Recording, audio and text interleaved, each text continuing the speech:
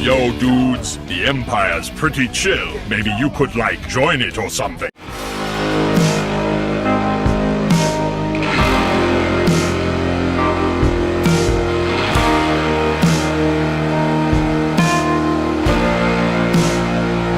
Hey everyone, Lucamus Prime here. So, it's time for another franchise ranking video today, and in today's video, guys, I'm going to be doing a franchise ranking, this time for another video game franchise. And similar to my ranking I did for the Halo video games a few weeks ago, this ranking is going to be for a franchise which is exclusive to Xbox and Microsoft. And that franchise, of course, what I'm going to be ranking, if you probably guessed by the title on the thumbnail, is none other than the franchise of Gears of War. So I've played 6 of these games, guys, and I, of course, have them right here. And I'll be ranking the games from best to weakest because, in my opinion, none of the games I've played suck. In my opinion, they're all really good games, and I had a really fun time playing as in a marathon on Xbox. It was so much fun because I played all the old games backwards compatible as well, and it was definitely a really amazing experience. So, let's begin the franchise ranking, shall we? So kicking off this franchise ranking, I'm going to cover what is my all-time favourite Gears of War game. And this is also regarded as one of the greatest video game sequels of all time. And that, of course, is none other than 2008's Gears of War 2, which I own as an Xbox 360 Steelbook. And it's backwards compatible on Xbox One, which is awesome. So, this is well regarded as a video game sequel that improved a lot from its predecessor. It takes what's great about its first game and, in my opinion, makes it a lot better in this.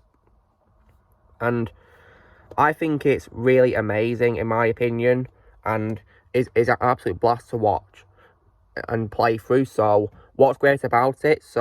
Of course, the game has really great characters who are very likeable, and the main character, of course, is none other than Marcus Phoenix, who is voiced by John DiMaggio, and I regard Marcus as my all-time favourite role of his because he's such a badass character, and he's also absolutely hilarious at the same time because he swears a lot and he makes lots of jokes.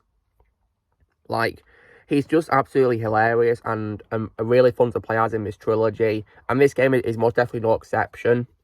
And the game also has lots of amazing supporting characters. I definitely loved, of course, Dom in this trilogy. He's a great character as well. And I also, as well, when it comes to my second favourite character, my second favourite is most definitely Damon Baird, who is one of my favourite roles, one of my favourite voice actors of all time, Fred Tatasciore. Because similar to Marcus, Damon is also absolutely hilarious and is really fun to listen to in these games. And I also definitely as well love Cole as well, who of course is a former sports player, who is now of course a soldier in this, which is really cool, great development for him. And I definitely think he was great too. And there's other great characters too, such as Anya as well, among many others. And the villains are also great in this game as well, once again. And I definitely really love the Locust. They're definitely great villains. And after, of course, we got a hint to her at the end of the first game, we got introduced to who is probably my favourite of the main villains of the franchise. And that, of course, is Queen Myrrah, who is such a great villain, in my opinion, and just one of my favourite video game villains of all time.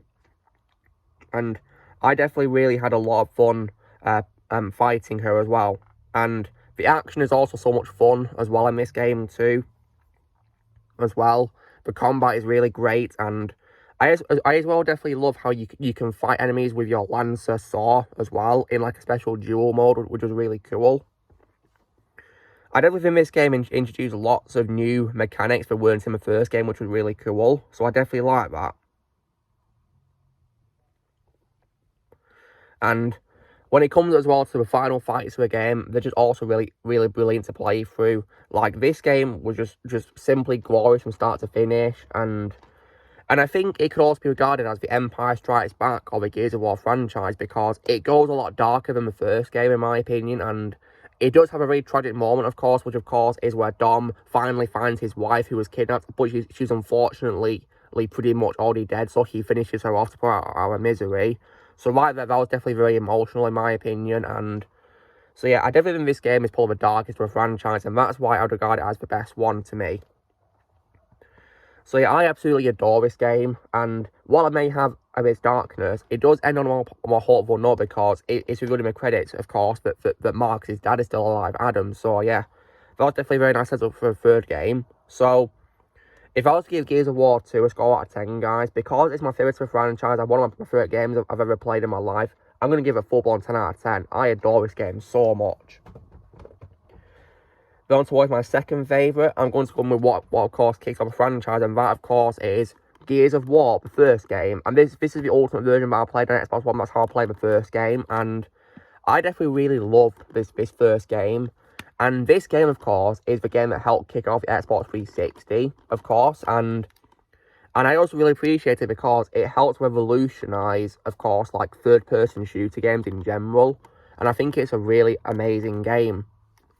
So, similar to a second game, of course, the gameplay is quite similar, and I like how you have, like, different commands in this ultimate version, which is really cool, and the gameplay is a lot of fun, and it's also graphic, of course, which is to be expected in this franchise, and it's so much fun to play through, and the characters are their usual likeable selves in their first appearances, of course, in this, which is really cool, and I definitely think General Ram was a great villain in this first game as well. Really great villain. And I think as well, many of the missions are just absolutely awesome. I definitely really love the train mission. The train mission was a lot of fun, in my opinion. Just so much fun to play through. And just really epic.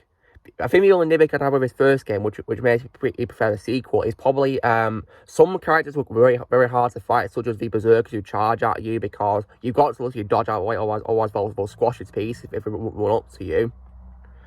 And I think as well, maybe the final boss with General Ram was also quite hard to do at first, and many of the massive characters who you fight were also hard to fight as well, in my opinion. But other than that, though, this game is absolutely awesome, and it's a game that I really appreciate for helping kick off the Xbox 360's games, really, to be honest, and helping to revolutionise third-person and shooter games. So, if I was to give it a score out of 10, guys, I'd probably give it once again a 10 out of 10. It's an amazing game. But on towards my third favourite, I'll be going what is, of course, the third installment to a franchise, which, of course, is 2011's Gears of War 3. So, once again, I think this game was absolutely incredible, and I had a lot of fun playing this, and it has a great story mode as well, which leads on from the end of the second game, of course, which involves Marcus finding his father, and we even get to know more about Cole as well, because we see a flashback of him in his sports career. There's even a mission we get to play as him, which is really cool, definitely like that. But Marcus, of course, is the main character in nearly the whole game, really, though, of course, which makes sense because he's the main character after all. And this game is just really great, and it's so much fun to play through, and I think this film also handles the sacrifices really well, because during one of the missions, of course, the characters are nearly overrun by a new, like, variant of the enemies, of course. Things like those Firefly things, really, they were actually pretty scary, goodness me. And they infect people as well, and you nearly get overrun by them, but Dom, however, is able to sacrifice himself to save everyone. So that was definitely a very emotional scene, in my opinion, but the way it was done really well, in my opinion, so yeah, how he sacrificed himself to destroy the locusts, so yeah, it was very sad, but in my opinion, it was very well executed. So yeah, this game was once again great, guys. I had a lot of fun playing it, and just like the first two games, I'd also give it a 10 out of 10. Because the only nitpick I'd have is, once again, some of the bosses were quite hard to fight, and the same goes be applied to some of the time challenges in this as well, what you got to do as well. Yeah, they were quite hard to do, but nonetheless, it was a great game, once again, 10 out of 10. Then on towards my fourth favourite, I'll be going with what is, of course, the first one of the franchise to kick off the Xbox One's Gears of War games, and that, of course, is 2016's Gears of War 4. So, I played this game, and I thought it was once again really good. I had a lot of fun playing it, and I thought it was great. So, when it comes, of course, to the main character, of course, as you may probably guess by the picture showing who is on there, the main character is this time Marcus' son, who is JD Phoenix, voiced by Liam McIntyre, and Now, while I do miss being able to play as Marcus in this story mode, because unfortunately he's not playable, he's only a supporting character, I definitely really like JD. I thought he was a likeable character, and I really enjoy playing as him.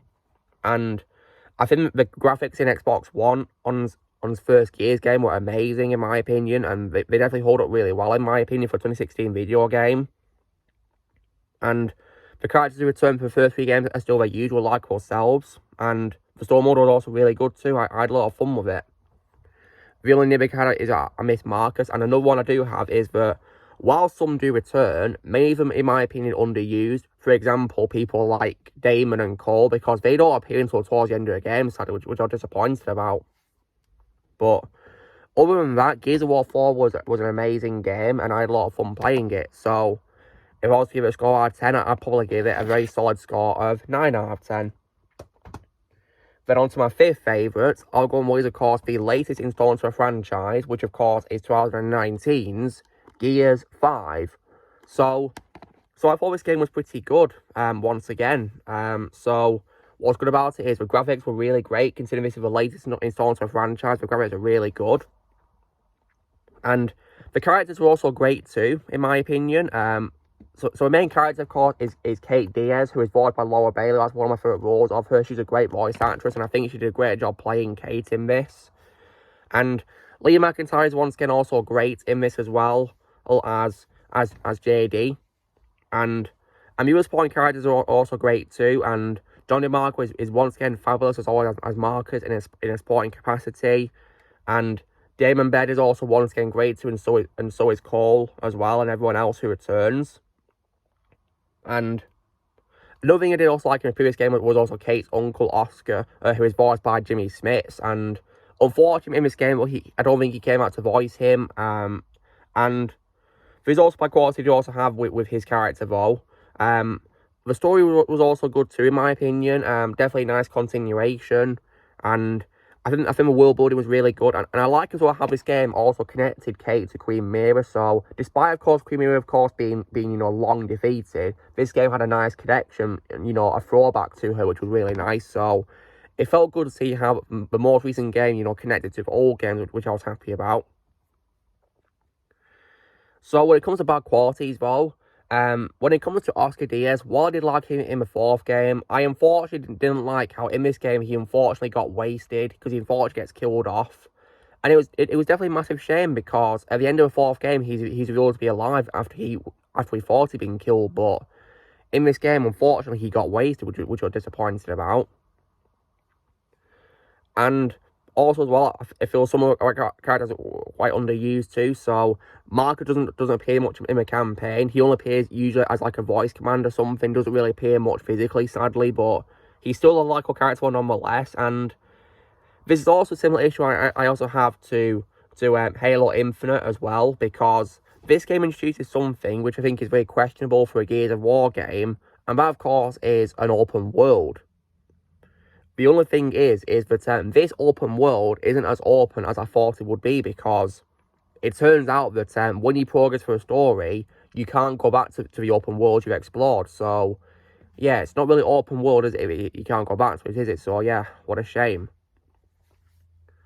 But nonetheless, though, the game was still a lot of fun to play through, and so if I was to give it a score out of 10, I'd probably give it a very solid score of 8 out of 10. That's my opinion on it. And of course, there's a pretty cool downloadable content involved with Sarah Connor and Terminator as well. And what's cool is they got Linda Hamilton back to voice Sarah, which I thought was really cool.